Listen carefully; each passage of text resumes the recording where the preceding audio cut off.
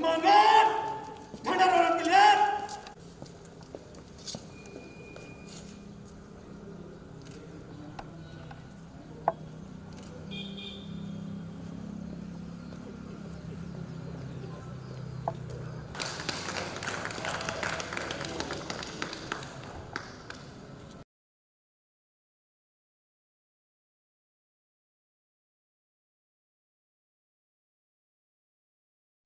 जनगण मन अधिनायक जय हे भारत भाग्य विधाता। पंजाब सिंध गुजरात मराठा द्राविड़ उत्कल बंगा। विंध्य हिमाचल यमुना गंगा उच्चल जलधि तरंगा। तव शुभ नामे जागे तव शुभ आशीष मांगे। गाहे तव जय गाथा जन गण मंगलदायक जय हे भारत भाग्य विधाता। जय हे जय हे जय हे जय जय जय जय हे। भारत माता की जय! जय हिंद! सुप्रभात परिवार का प्रतिनिधित्व कर रहे हैं। चूँकि आज कोरोना के समय में हम शासकीय निर्देशानुसार 20 व्यक्तियों के आमंत्रण के साथ ही अपना कार्यक्रम स्वतंत्रता दिवस समारोह संपन्न कर रहे हैं।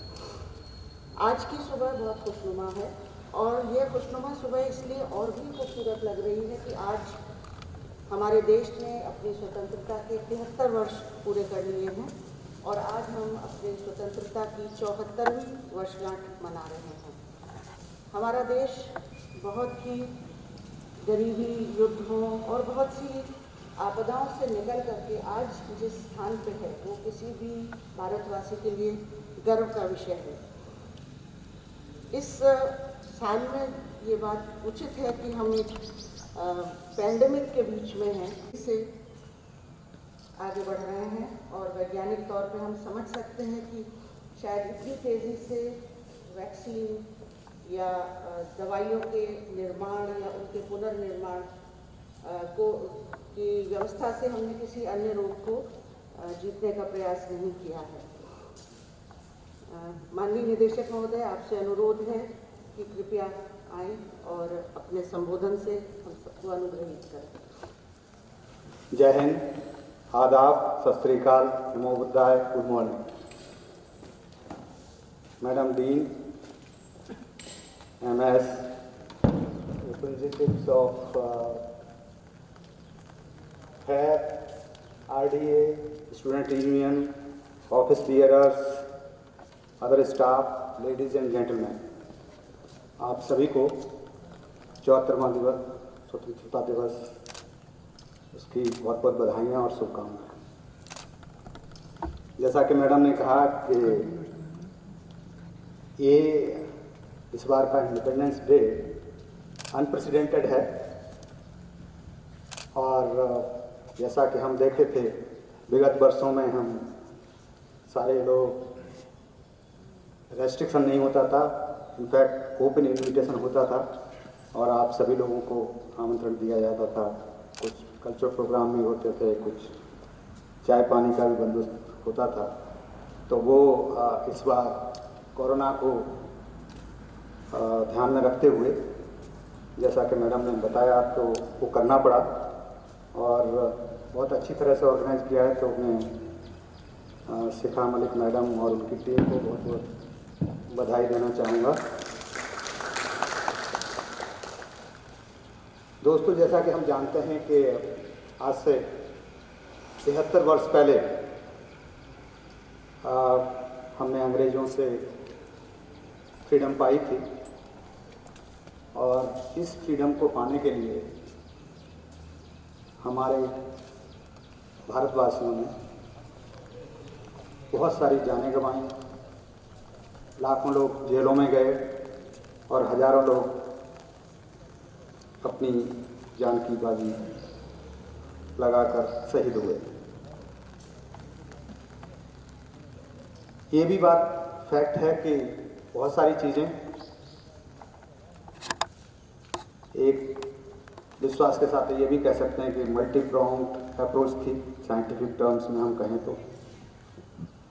दूसरी तरफ हम ये भी कह सकते हैं जो अहिंसावादी हैं कि लाखों जाने के बाद और मिलियंस ऑफ पीपल की सेक्रीफाइस के बाद अल्टीमेटली दिस वाज अहिंसा और नॉन वायलेंस विच प्रिवेल्ड। बहरहाल हमको स्वतंत्रता मिली और 15 अगस्त से हमारा देश आज़ाद हुआ अंग्रेज़ों से, और 14 तारीख की रात को मीन्स 15 की ईव जिसको कहते हैं, उस दिन हमारे first designated prime minister of independent India Pandit Jawaharlal Nehru ने कहा था, और मैं उसको कोट कर रहा हूँ as such. At the stroke of the midnight hour, when the world sleeps, India will awake to life and freedom. A moment comes, which comes but rarely in history, when we step out from the old to the new.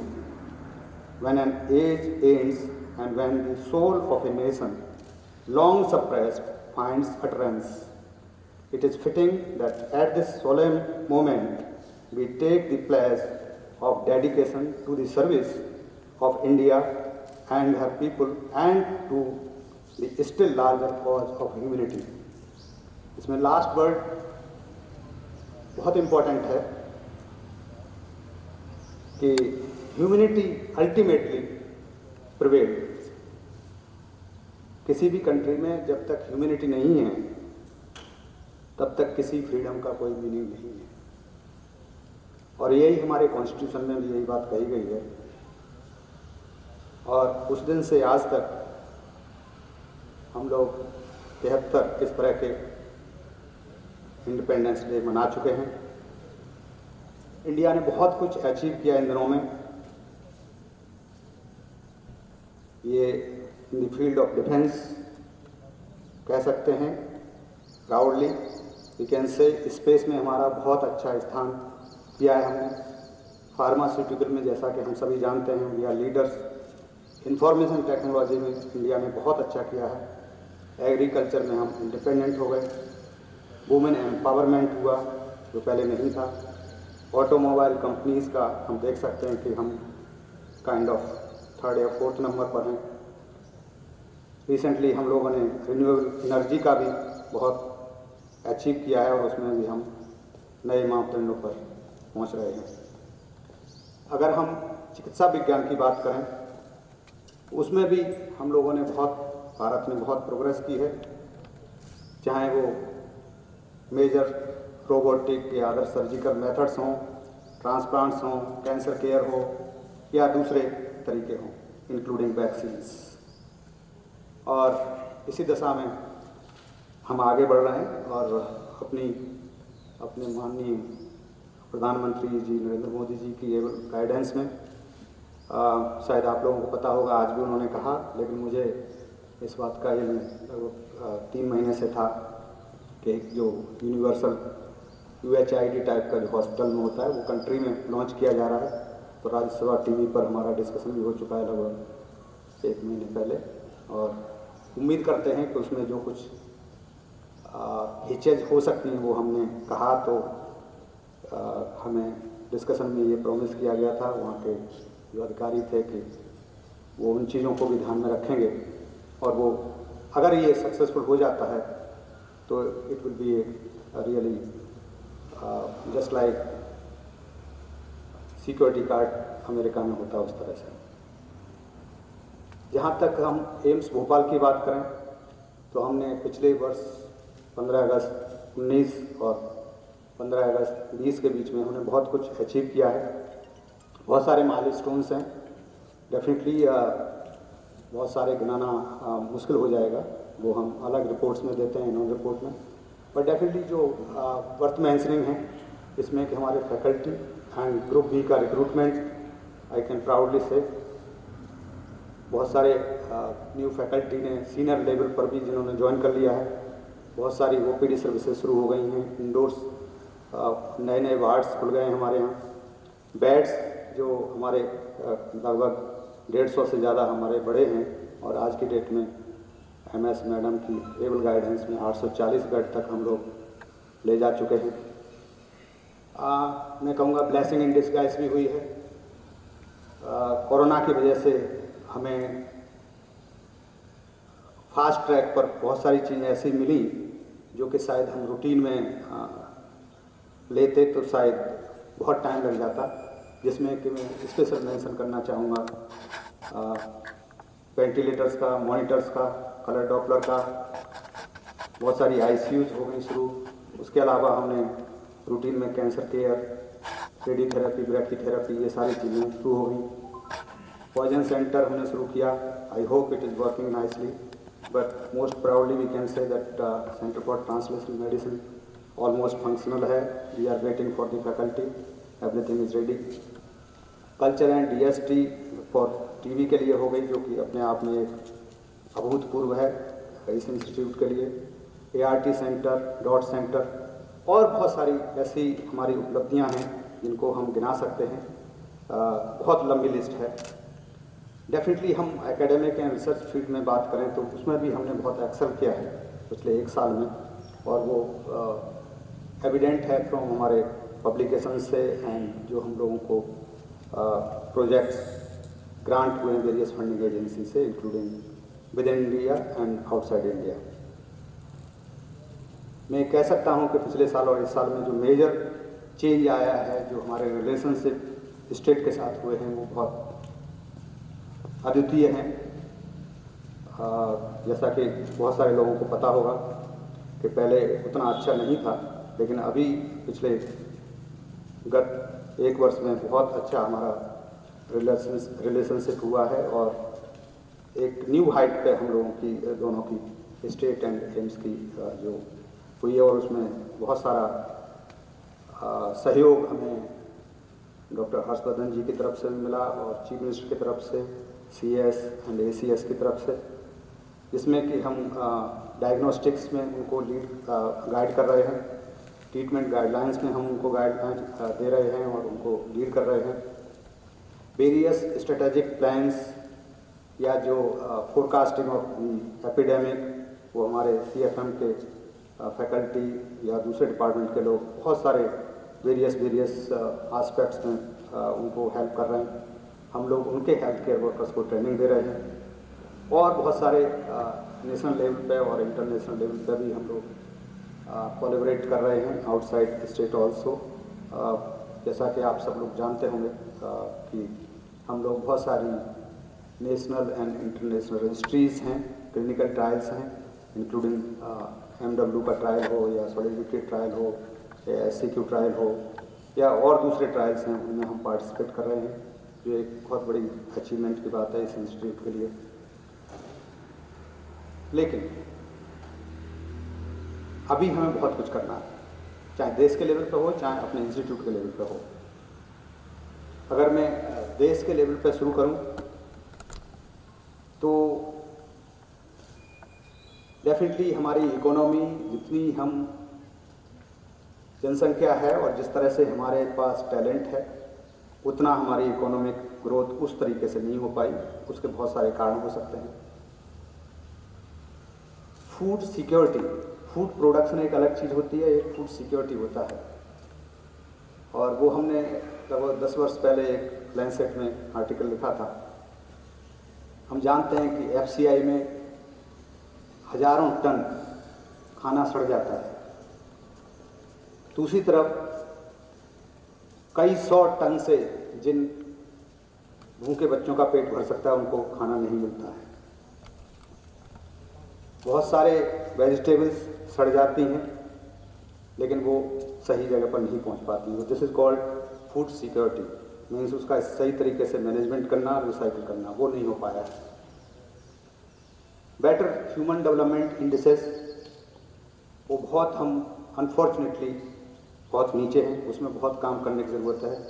बहुत सारी indices हमारी even Bangladesh से भी नीचे हैं, श्रीलंका से नीचे हैं, जिसमें कि जो मेडिकल फ्रेटर्निटी है वो जानते होंगे, IMR, MMR, ये सारी चीज़ें और भी बहुत सारे पैरामीटर जिन पर हम बहुत नीचे हैं अनफॉर्चुनेटली। एंड अगर हम ग्लोबल से हम फिर लोकल लेवल पे आए तो ये सारी इंडिसेस मध्य प्रदेश में अनफॉर्चुनेटली और ज़्यादा नीचे हैं। तो उस पर हमको स्टेट के लेवल पे, ऑफ कोर्स सेंटर में हम कितना कर सकते हैं वो तो सेंट्रल गवर्नमेंट कर रही है, बट स्टेट लेवल पे हम स्टेट गवर्नमेंट को मदद करने की कोशिश कर रहे हैं और हमें और ज़्यादा करनी होगी।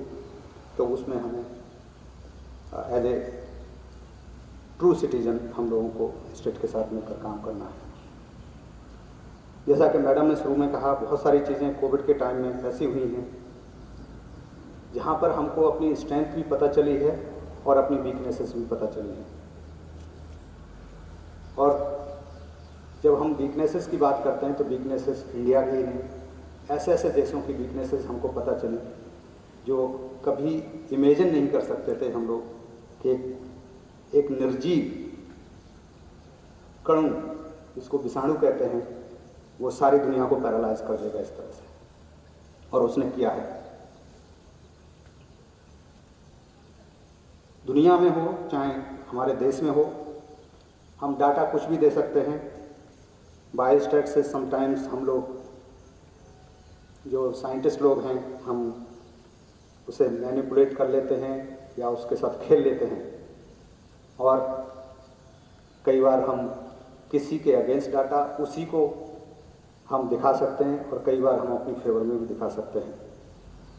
सो उस चीज़ में मैं नहीं जाऊंगा, बट डेफिनेटली ये फैक्ट है कि बहुत कुछ कई बार हम दूसरों को नहीं कहते, बट हमारी आत्मा जानती है कि हम कहाँ हैं और हमको कितना आगे जाना है और हम कितने पीछे हैं। तो वो हमारी सारी सरकारों ने और हमारे वैज्ञानिकों ने, हमारे डॉक्टर्स ने, सब ने जाना है।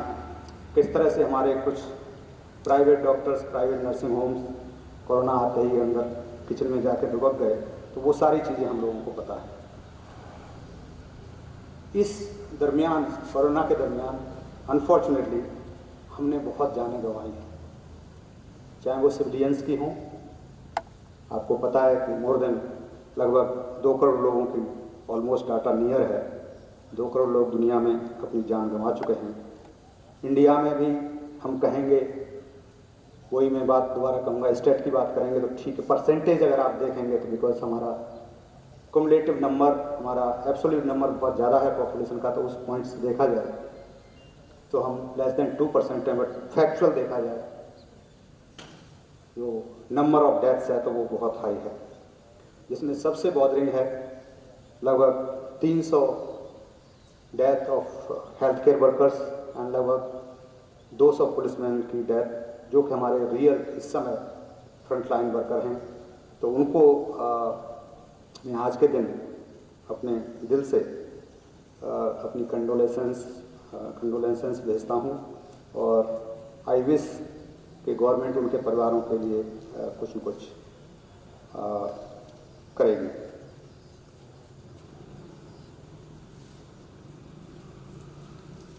दूसरी चीज़ मैं कोरोना से रिलेटेड ये भी कहना चाहूँगा कि हम लोगों को सबको ये समझना होगा, हालांकि आज इंडिपेंडेंस डे है, मैं बहुत कोरोना पे बोलता रहता हूँ जगह जगह, बट मैं कुछ सैलेंट बातें कहूँगा जो बहुत पर्टिनेंट हैं और मेरे ख्याल से हमारे मेडिकल फैकल्टी के अलावा जितने बाकी लोग हैं उनके लिए बहुत इम्पोर्टेंट हैं। कि कोरोना अभी नियर फ्यूचर में नहीं जा रहा है हमें छोड़कर, ये हमारा ऐसा गेस्ट है जो बहुत जल्दी नहीं जाएगा, तो हमें इसके साथ ही रहना सीखना होगा।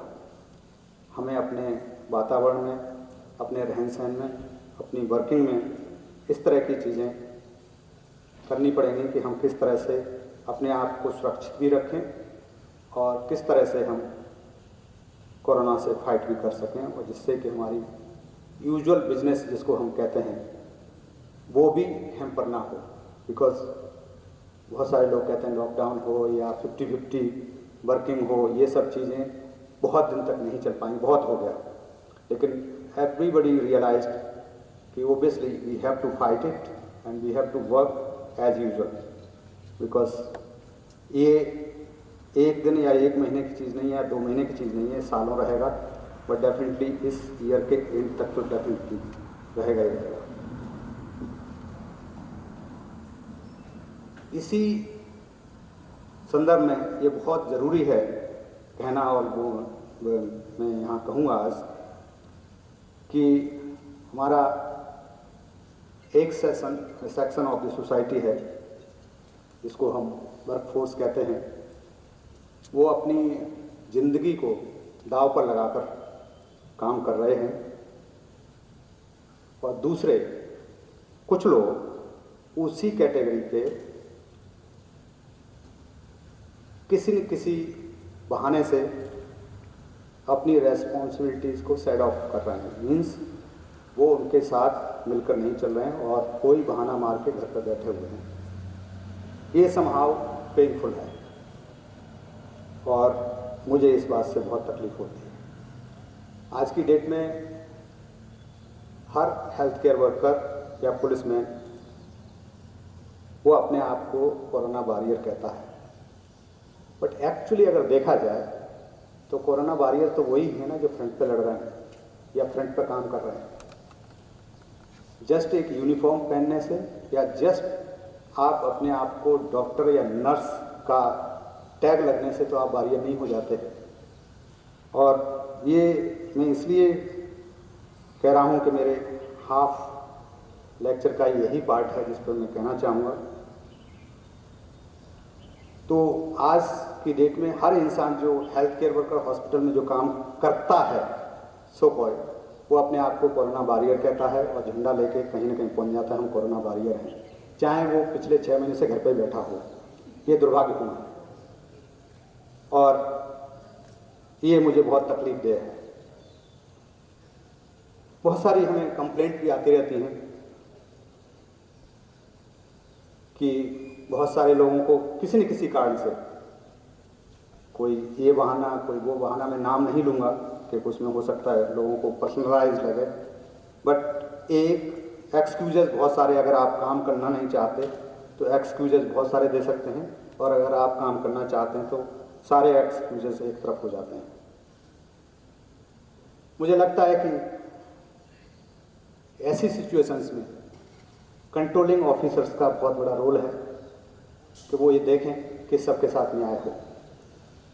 किसी को एक छोटा सा बहाना, किसी को फेवर करने के लिए एक छोटा सा बहाना ढूंढ के कि कहीं से कुछ बता दो मुझे, या कुछ लिख के दे दो मुझे, या कुछ सर्टिफिकेट बनवा लाओ। बच्चे को माँ दूध नहीं पिला रही होती है पिछले 6 महीने से, फिर भी लैक्टेटिंग बच्चा उसका बताया जाता है और फिर उसको घर पर बिठा दिया जाता है। ये चीज़ें बहुत तकलीफदेह हैं। उससे होता क्या है कि दूसरे जो फ्रंट लाइन पर काम कर रहे हैं और वो जानते सब एक दूसरे को हैं, उसको तकलीफ होती है और उसको लगता है कि मेरे साथ डिस्क्रिमिनेशन हो रहा है या अनफेयर चीज़ें की जा रही हैं। कुछ लोग जब सच बात सुनने की उनमें हिम्मत नहीं होती है तो एक प्रोपेगेंडा शुरू कर देते हैं डायरेक्टर के अगेंस्ट कि मैं आउटसोर्स एम्प्लॉयज़ के खिलाफ हूँ। ये बिल्कुल I want to make it crystal clear कि टोटली रॉन्ग है। I totally condemn this, I am not. लेकिन इसके साथ मैं कहना चाहूँगा कि जितनी भी आउटसोर्सेज सर्विसेज हैं उनके लिए, उनमें जो काम कर रहे हैं उनके लिए, और जो उनके कंट्रोलिंग ऑफिसर्स हैं, कई बार मैं देखता हूं कि कंट्रोलिंग ऑफिसर भी ये भूल जाते हैं, तो उन लोगों को मैं याद दिलाना चाहता हूं कि ये जितनी आउटसोर्सेज सर्विसेज हैं, एक्सेप्ट कुछ सर्विसेज हैं जैसे सफाई है या सिक्योरिटी है, इनके अलावा बाकी जितनी सर्विसेज हैं, these services are taken against the sanctioned post of regular employees. So they are sanctioned post till the regular recruitments are made.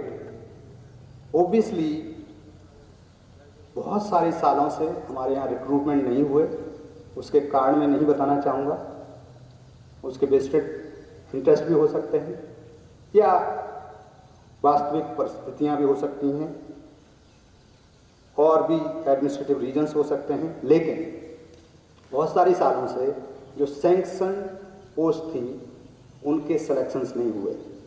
उसका परिणाम क्या हुआ कि बहुत सारे जो हमारे आउटसोर्स स्टाफ थे वो लोग कंप्लेसेंट हो गए कि अब तो हम यहीं रहेंगे। लेकिन मैं उनको एक क्लियर करना चाहता हूँ without any fear and favour कि ये कोर्स एक ना एक दिन रेगुलर स्टाफ से भरे ही जाएंगे। और मैं उन लोगों से जितने भी इस तरह से आउटसोर्स पे काम कर रहे हैं उन लोगों को ये सलाह देना चाहूँगा कि वो मेहनत करें, सिलेक्शन जब भी हों सिलेक्शन के थ्रू आए।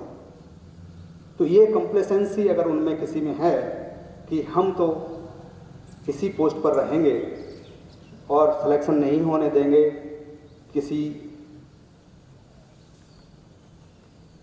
मेथड को अपनाकर, तो वो मेरे ख्याल से ठीक नहीं है। और वो आज नहीं तो कल, कल नहीं तो परसों, एक ना एक दिन वो रेगुलर पोस्ट जब भी रेगुलर लोग सेलेक्ट हो जाएंगे थ्रू कंपटीशन, तो नेचुरली ये जो आज के हमारे वर्कर्स हैं, मैं विश करूंगा कि उनमें से 100% सारे सेलेक्ट हो जाएं। बट इन केस जो सेलेक्ट नहीं हो पाएंगे उनको नेचुरली जाना ही होगा, ये उनको समझना ज़रूरी है। फॉर इंस्टेंट केस की मैं आज जो जिसकी बात करना चाहूँगा वो भी इसी से रिलेटेड है कि कोरोना वॉरियर के नाम से आजकल पीएमओ को लिख दीजिए। आप नर्स हैं या डॉक्टर हैं या कोई भी हॉस्पिटल में काम करते हैं तो आप पीएमओ में डाल दीजिए चिट्ठी, सीएमओ ऑफिस में डाल दीजिए चिट्ठी, कहीं भी डाल दीजिए। आप कहिए मैं तो कोरोना वॉरियर हूँ और मुझको कोरोना वॉरियर को निकाला जा रहा है। पीएम ऑफिस से भी नेचुरली चिट्ठी आ जाएगी कि भाई कोरोना वॉरियर को क्यों निकाल रहे हो। तो उसी तरह से अभी एक प्रोपेगेंडा में वर्ड यूज कर रहा हूँ और सोच समझ के यूज कर रहा हूँ। एक प्रोपेगेंडा चल रहा है कि 102 लोगों को डायरेक्टर ने निकाल दिया। तो भाई डायरेक्टर का तो कोई लेना देना नहीं, आउटसोर्स एजेंसी से हैं और हमारे ही कुछ भीतरघात जिसको कहते हैं वो करते रहते हैं लोग। 102 जो नर्सिंग ऑफिसर हैं विदाउट मेरी नॉलेज के उनको एक्सटेंशन पे एक्सटेंशन दिया गया। और अभी कल मैंने डाटा निकलवाया so called corona warrior, you will be surprise, सारे फैकल्टी मेंबर्स यहाँ पे जितने बैठे हैं 102 में से केवल 20 लोग कोरोना ड्यूटी कर रहे हैं। Are you not surprise? And अपने आप को कोरोना वॉरियर कह रहे हैं। पीओमओ में लिख रहे हैं और यहाँ लिख रहे हैं वहाँ लिख रहे हैं, 20 लोग हैं ऐसे। तो उन 20 लोगों को मैं विद इमीडिएट इफेक्ट आज ही, प्रेस रिलीज शाम को होगी, लेकिन आज अभी मैं सुनील सिंह जी को जो हमारे आउटसोर्स एजेंसी है उनको 20 लोगों को 3 महीने का या टिल कोरोना रहता है हम उनको एक्सटेंशन के लिए उनसे कह रहे हैं सुनील सिंह को वो दे देंगे। तो 20 लोगों का कोई इशू नहीं, लेकिन उनके साथ भी अंडरलाइन है provided they continue to do COVID duty. ये नहीं है कि आज एक्सटेंशन मिल गया कल से फिर कोविड ड्यूटी नहीं करेंगे। तो जो कोविड ड्यूटी कर रहे हैं, जो कोविड में जिनकी ड्यूटी है वो एक्चुअल कोरोना वॉरियर हैं, मैं मानता हूं उनको। और उनको हम कोरोना की सर्विसेज के लिए जब तक कोरोना है हम लेते रहेंगे आउटसोर्स एजेंसी के थ्रू। ये मैं इसलिए बात कर रहा हूं कि जो 20 लोग एक तरफ और लगभग 82 लोग दूसरी तरफ, वो क्या कर रहे हैं, घर में बैठे हैं, ज़्यादातर छुट्टी पर हैं या ऐसी पोस्टिंग उनकी हो रही है ऐसी जगह पर जहां पर कोई काम ही नहीं है, वार्ड बंद है लेकिन उनकी ड्यूटी लगाई गई है वहां पर। ये उनके साथ इनजस्टिस है जो 20 लोग हैं उनके साथ टोटली। मुझे 2 साल से ज़्यादा हो गए, आप लोग जानते होंगे बाय नाउ, मुझे समझ गए होंगे कि डिस्क्रिमिनेशन ये चाहे जाति के नाम से हो, क्रीड के नाम से हो, जेंडर के नाम से हो, कलर के नाम से हो, या नॉर्थ वर्सेस साउथ हो, I hate the most. And I quote Dr. B.R. Ambedkar here, which is most pertinent in this situation. Quote is, so long as you do not achieve social liberty, whatever freedom is provided by the law is of no avail to you. Unquote. I think मैंने आपके सामने अपनी institute की progress, institute हम कहाँ ले जाना चाहते हैं और आगे बढ़ाना चाहते हैं, और उसके लिए हम सब, आप सब लोगों का साथ चाहते हैं, ये भी रखा. और ये भी बात मैंने अपने दिल की रखी आप लोगों के सामने कि किस तरह से जब डिस्क्रिमिनेशन किया जाता है तो वो कितनी गलत बात होती है और किसी को कितनी चुभ सकती है, और अन्याय होता है जो नहीं होना चाहिए. हर एक के साथ न्याय होना चाहिए, जिसमें कोई फियर एंड फेवर नहीं होनी चाहिए. इसके साथ ही मैं आप लोगों को एक बार फिर 74वें इंडिपेंडेंस डे की बहुत बहुत शुभकामनाएं देता हूं, और कहना चाहूँगा, stay safe, maintain your hand hygiene, 2 metre की दूरी रखिए, अपने हाथों को धोते रहिए, एंड क्राउड मत कीजिए. Thank you. जय हिंद.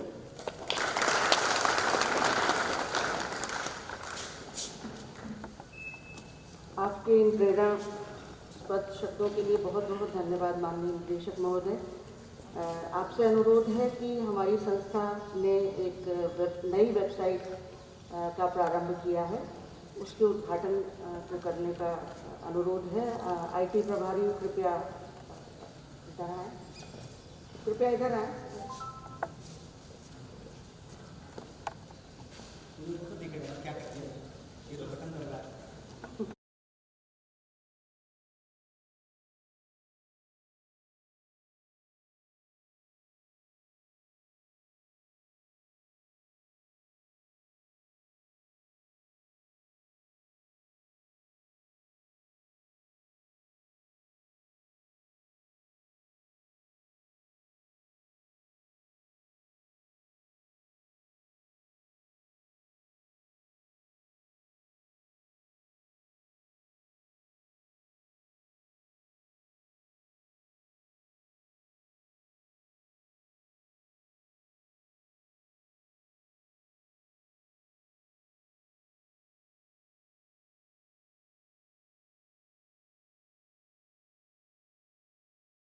सरफरोशी की तमन्ना अब हमारे दिल में है, देखना है जोर कितना बाजुए कातिल में है. वो आज की तारीख में अगर हम ज़फ़र मलियाबादी के शब्दों में कहें, जिसको माननीय निदेशक महोदय ने अपने उद्बोधन में भी रेखांकित किया कि वतन के जान निसार हैं, वतन के काम आएंगे, हम इस ज़मीं को एक रोज़ आसमां बनाएंगे. इन्हीं हौसलों, इन्हीं दुआओं और आप सबके सहयोग और माननीय निदेशक महोदय के नेतृत्व में मुझे नहीं लगता कि मैं गलत होंगी ये कहने में कि एम्स भोपाल का परिवार इन सभी चीज़ों को सुनिश्चित करने में कतई पीछे रहेगा. इसी के साथ माननीय निवेदन है कि आज का समारोह समाप्त करने की अनुमति दें. बहुत बहुत धन्यवाद.